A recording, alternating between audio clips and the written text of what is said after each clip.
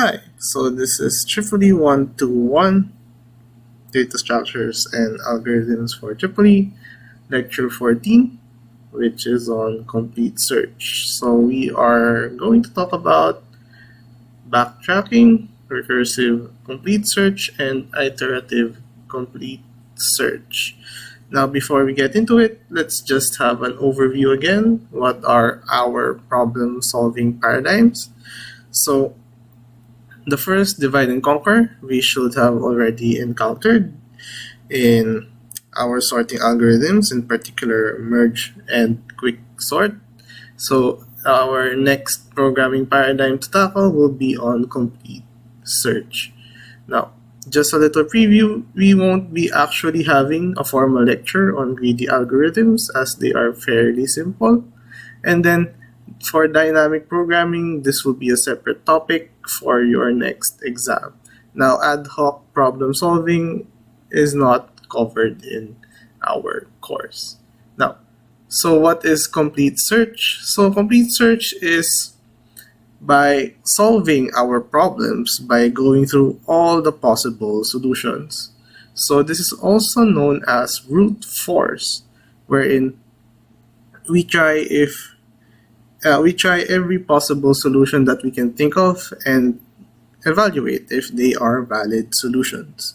So in order to optimize complete search, we usually employ pruning, which means we remove some of the items in our search space that do not that we can already see as not evaluating to the correct answer.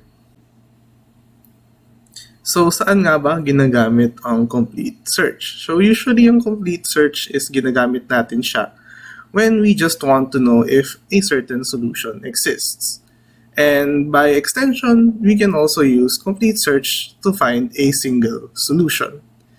And now, since complete search, titignan natin lahat ng possible na pwedeng gawing solution, we should be able to find the best solution among them. And then, pwede rin natin gamitin ng complete search to identify and count all possible solutions.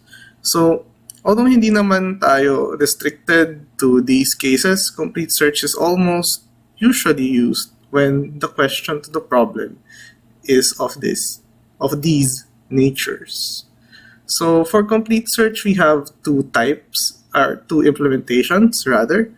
So first is the iterative implementation, which uses nested loops, which should be easier to use in comparison to the other implementation, which is recursive.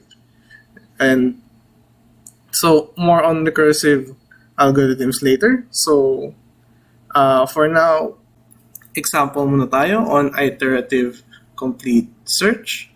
So example 1, find and display all pairs of 5-digit numbers that collectively use the digits 0 through 9 once each, such that their quotient is equal to an integer n, where n is between 2 and 79. So the first digit of one of the numbers is allowed to be 0. So in other words, hanap lang tayo ng dalawang 5-digit na numbers wherein ginagamit natin lahat ng digits from 0 to 9 such that yung quotient nila or result ng division is exactly a whole number na given sa atin as input. So how do we do that? So in this code, it_ex1.cc, which is a modified version ng implementation ni Sir Jethro. So meron lang tayong while loop dito that just continuously asks the user for an input. And then given na n, is magkakaroon na tayo ng loop dito sa baba. So CFGHIJ, we can think of our first 5-digit na integer na nagsa-start at 0, 1, 2, 3, 4, which is yung smallest na digit na pwede nating mabuo na unique lahat ng digits. Then CFGHIJ is bounded by 98765 over n. So may over n tayo kasi si ABCDE, ina-assign natin siya kay FGHIJ times n. Therefore, si ABCDE, ang largest value niya would be 98765, which is yung which is yung biggest 5-digit number natin na unique lahat ng digits. So, starting from the lowest 5-digit number, mag-increment ng si FGHIJ hanggang makover natin lahat ng possible 5-digit numbers. So, essentially, the rest of the code will just check if ginamit nga natin lahat ng possible digits. So, to do that is meron na tayong variable or integer rather na used and another integer variable na temp. Now, si used is, we can say na parang boolean na array lang naman siya. And so, makikita nyo sa comment is how it will be done if array yung ginamit natin. So, ginamit na siyang integer kasi, well, mas maganda siyang tignan. And then, you'll see later on kung bakit natin siya gagamitin. So, for example, si temp, i-assign mo natin siya kay ABCDE. Let's say for now, ang example natin sa kanya is 1, 2, 3, 4, 5. So, si temp is imomodulo niya kay 10, yung number. So, makukuha natin sa kanya will be 5. And then si 1 is i-bit shift natin siya by 5 digits. So, originally, yung ating 1 is 00001. Pag binit shift natin siya to the left 5 times is 1, 2, 3, 4, 5. Si 1 ay mapupunta doon sa position na yon. And then since si used is initially 0, dapat siya lahat. So, ang mangyayari ay pag nag-OR tayo ng digit na ganito kalaki is may 1 lang yung nasa position, 5. And then si temp is madi-divide equals by 10. So, essentially, madadrop yung last digit. So, next sa temp is 4. So, si 4, si 1 naman nun, isi-shift natin by 4 times. And then, i-OR natin doon sa original na used. So, parang nangyayari dito is for every digit, kung aling bit position siya, magiging 1 yung sa used. Now, pagka gagawin niyo yun for both ABCDE and FGHIJ and same used variable yung gagamitin niya. So, in this case, if nagamit natin lahat ng digits, which means na 1 lahat dapat yung nandito, magiging equal si used sa 1 bit shifted to the left 10 times minus 1. So, then isipin, si 1 ay nasa 10th position. Pag nag-minus 1 ka, magiging 1 lahat nung nasa right na yon. So essentially, pag true yung statement na to, ibig sabihin na gamit natin lahat ng digits. So, ito yung mas mabilis lang na pan-check is meron pa kasi tayong boolean na array. Kailangan pa natin gumawa ng for loop para check isa-isa yung laman niya. Pero, ayun. So, if nalaman natin na gamit na natin lahat ng digits, valid yung kanyang solution. And then may counter lang tayo dito just to check if meron lang solutions for the question. So, run lang natin siya ng mabilis to prove yung kanyang functionality. So, g++itex1.cc. Then, i-run ko lang siya. So, wala akong prompt dito. Bigla lang siyang maghihingi ng input. So, let's say, yung nasa slide, 62. So, lilitaw yung dalawang numbers natin dito sa baba. Then, you should also be able to check if gusto nyo ng ibang number. Let's say, 21. So, wala actually tayong solutions for 21. And then, for 20, wala rin. 19. Ayan, so meron tayong dalawang options for 19. For 61, wala. 60 kaya. Wala rin. So, 70. 5. Ayan. So, si 5, madami siyang possible na solutions. As you can see, unique dapat lahat ng digits na ginamit. So, yun ay ating first example for iterative search. So, going back to slides, meron pa tayo actually second example. So, for example 2, actually mali pala to. Edit ko lang siya mabilis. Okay, yeah. Given three integers a, b, and c, where a, b, and c is between 1 and 10,000, find three other distinct integers x, y, and z such that yung sum nila is a, yung product nila is b, and then yung sum of squares nila is c. So for example, ang input ko ay 6, 6, and 14. Output ko should be 1, 2, and 3. So for an iterative solution, yan, so meron akong tatlong nested na for loop for x, y, and z na mag-start at 1 and mag-end at 10,000. And then for each combination lang nila, isi-check ko lang if first is kailangan distinct sila. So hindi dapat sila equal sa isa't isa. Then next is that ang sum nila equal kay A, ang product nila equal kay B, and yung sum of squares nila equal kay C. So fairly straightforward. So pag ginawa natin to, see here, pag nirun ko siya, exercise 2. So I input 6, 6, and 14. So ayan, isa sa possible solution is 1, 2, and 3. So actually, naghahanap pa siya ng ibang solution, kaya hindi pa natatapos yung program. So medyo matagal siya. So actually, pagka binawasan ko to,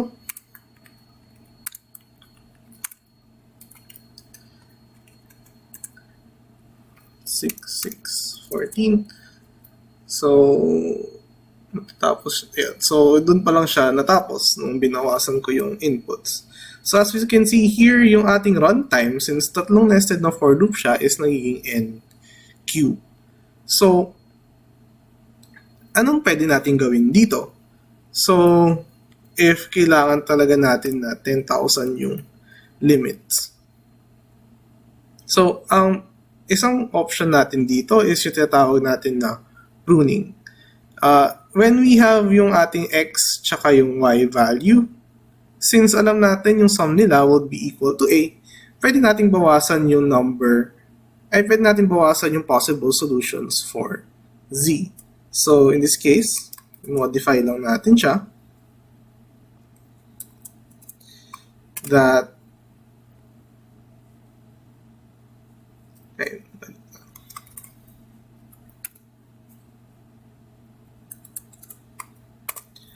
now, instead of mag-loop pa tayo for z, is gawin na natin z would be equal to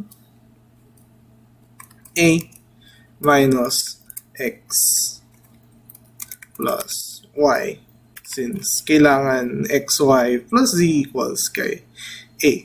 So, pwede natin tanggalin yung loop na to. And then, when we run our program,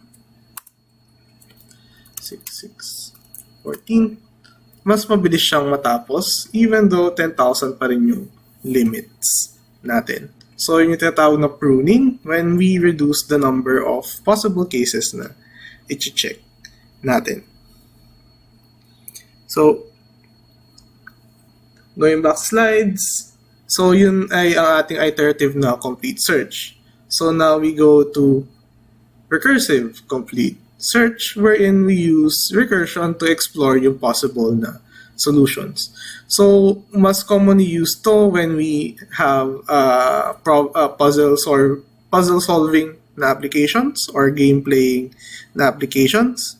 And if we want to satisfy a certain constraint. So, when, let's say, scheduler ka ng EEE, gusto mo malaman kung saan walang conflict yung lahat ng classes na makukuha, or dapat meron tayong set of classes na kaya nyo makuha na walang conflict para makasunod dun sa curriculum nyo. So, for recursive complete search, usually meron tayong sinusundan na general na flow. So, given a certain problem, usually meron kang different options sa pwedeng tignan for every step noong solution mo. So, first is we explore one possible option doon sa choices. If you need to make more choices, then pili ka na lang ng isa pang choice pa. And then eventually, mapupunta ka na sa isang state wherein nakapili ka na ng lahat ng choices na kailangan mo. So you have to evaluate yourself if pasok ka na ba dun sa criteria of a solution. Then, after nun is we backtrack or i-undo natin yung last trace na ginawa natin and then explore another possible na option para ma-search natin lahat ng possible combinations ng choices. So, in order to properly use this backtracking function, kailangan meron tayong checklist na tinatawag. So, for our backtracking checklist, first question is, what are our options or choices na kailangan natin gawin at each step? So, of course, depende to dun sa problem na tinitingnan natin. Then, yung second question then, what information do we need to pass between function calls natin? So, we'll see later kung ano yung tinutukoy natin dito. And then lastly, what do we do when we are out of decisions to make? So, ibig sabihin nun is, na-try na natin, meron na tayong isang complete solution, check na lang natin if tama siya. So, we can best see this when we have an example. So, example 1, given a positive integer n, find and display all n-digit na binary numbers. So, for example, input ay 3, lahat ng 3-digit na binary numbers ay i-output natin. So, let's make this exercise or solve this example from scratch. So, given our backtracking checklist, so ano yung options natin? So, meron tayong n-digit na binary number. So, for every digit ng binary number, we can choose to add a digit 1, or we can also choose to add a digit 0. So, meron tayong dalawang options, and then ano yung information na kailangan nating ipasa between function calls. So, we need to pass how many digits left ang kailangan, and then we also need to pass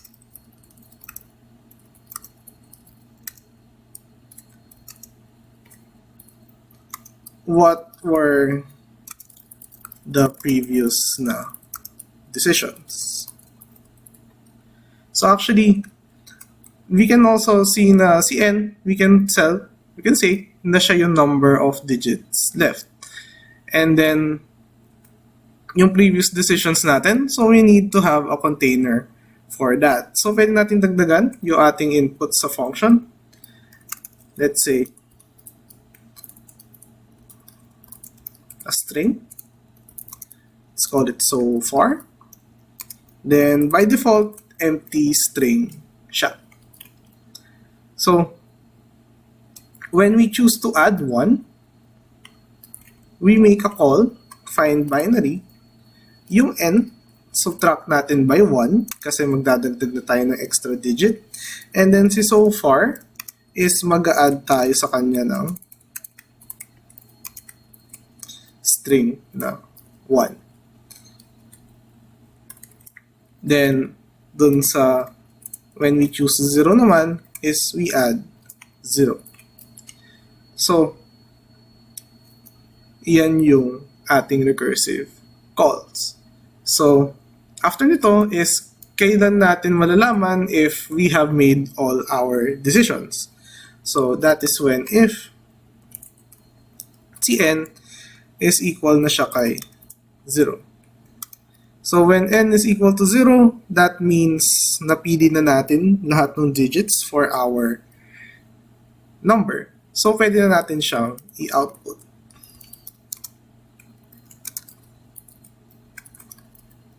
Then, lagyan na lang natin ng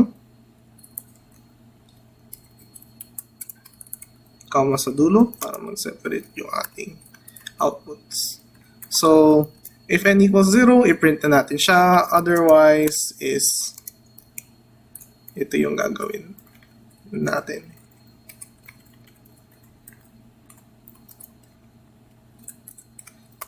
So, saan dito yung part ng pag-backtrack?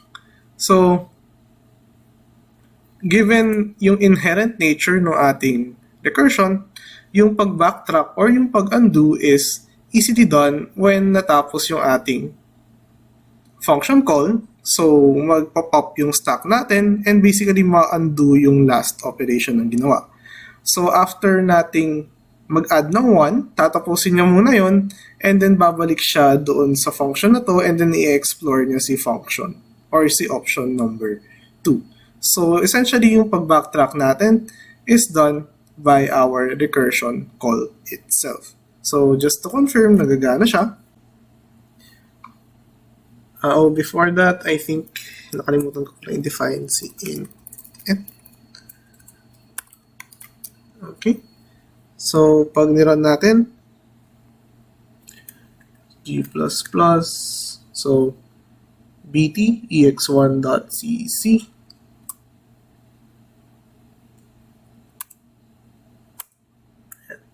So, input na tayo na n, 3. So, lahat ng 3-digit na binary numbers is nakita natin. So, ayun. So, medyo straightforward lang naman siya. So,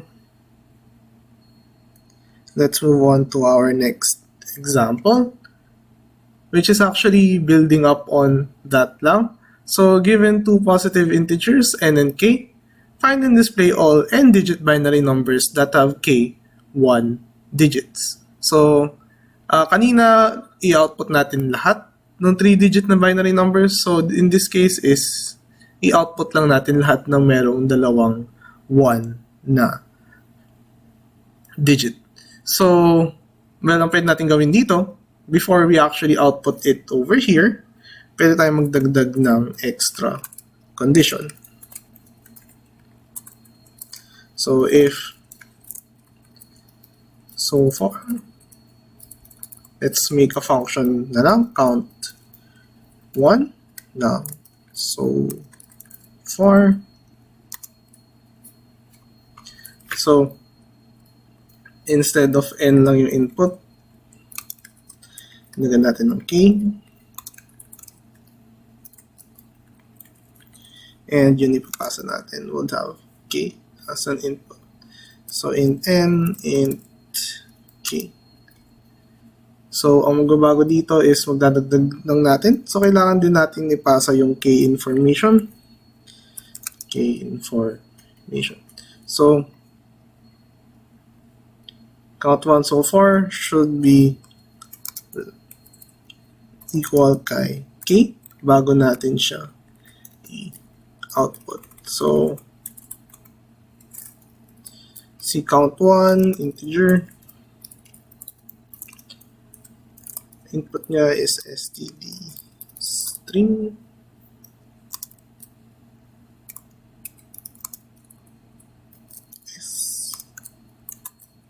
So, gawa lang tayo ng int counter.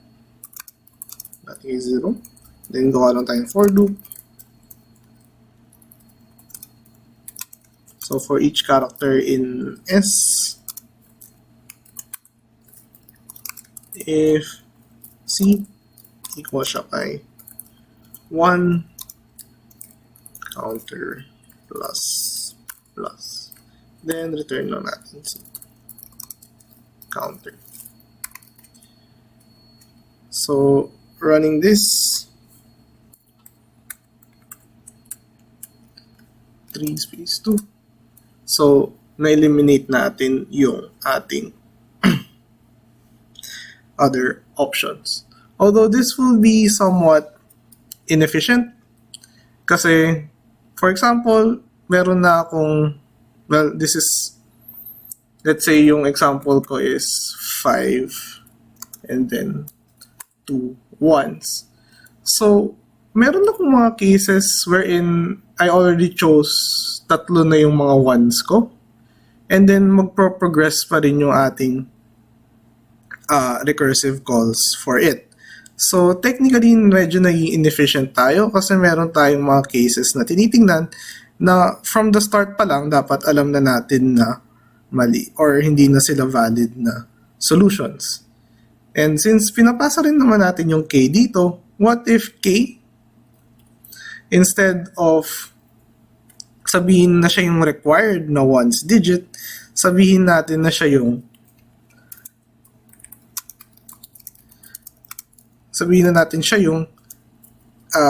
remaining ones digit na pwedeng gamitin.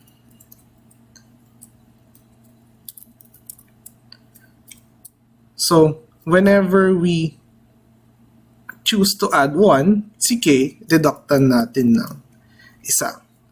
And then, if si k naman natin maging less than 0, we can already return since hindi na siya valid. And then, if si n equals 0, kailangan check din natin that k is equal to 0 para alam natin na equal na lahat ng ones digit na kailangan natin is nandun. And then dadagdagan na lang natin ng condition yung else statement natin dito. Then actually wala na pala yan. So using that is, so without needing an extra function, kaya pa rin nating magawa yung ating, or kaya pa rin mag-function ng program natin. Now, I believe that is our last example for recursive backtracking na complete search. So, going back, so let's have a non-graded homework for you guys para naman di kayo naiinip dyan. So, given a list of strings R, print all combination of words using a character from each string. So, given A, B, C, D, E, F, G, H, is i-output nyo lahat ng possible na combinations. So, yung first letter niya, supposedly dapat galing kay R, ay from A, B, C. Yung second digit niya is galing kay D, E, and then yung third digit niya is galing kay F, G, H. So, you could notice lahat ng third letters is from F, G, H, lahat ng second letters ay D, E, and then yung first letter A, B. So, obviously, wala akong enough space para ilagay lahat. Pero yun, so gawa kayo ng sarili yung program. Ideally, recursive backtracking yung gamitin nyo. And then, it should be a generic na solution in such that pag si array, dinagdagan ko siya ng extra string dito, ay j. So, supposedly, yung output din natin is account. Yun. So,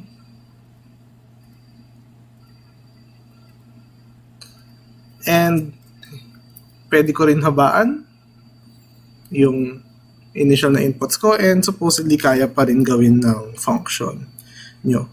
So, if classes resume next meeting, this will be our first, or yung una natin gagawin after a brief rundown ulit nung diniscuss sa video lecture.